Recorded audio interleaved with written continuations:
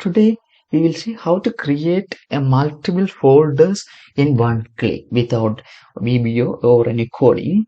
From the Excel sheet, let's say we need to create 100 folders of purchase order numbers. The purchase order number starting from PO 1001001.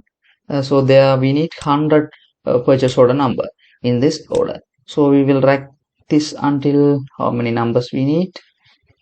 Let's say 124 folders we need. Okay, in the second column we can type MD space within double quotes. We will copy this purchase order number and paste it here, and let's close the double quotes. Okay, click here, and from data menu we can apply flash fill option. Now we will copy this and right click in the particular folder where you want to create the folders, new text document. Okay, we can name it name list. Just we will open the text file, just we will paste and close it, save that. Now we have to rename this folder text to batch file, BAT. Right, we'll click yes. Now it is converted to Windows batch file.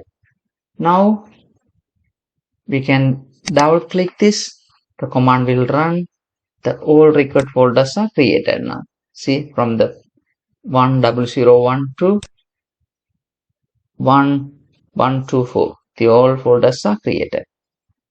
Okay, let's say if we need to create 3 different folders inside of every purchase order number folders.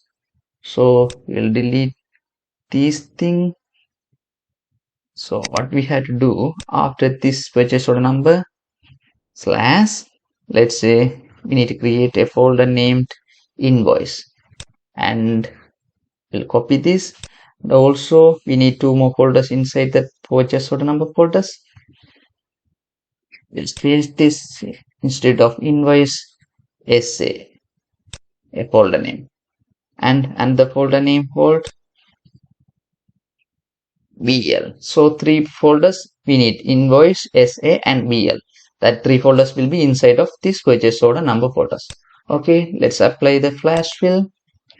Just we will copy this all. Now we will delete the created folders earlier.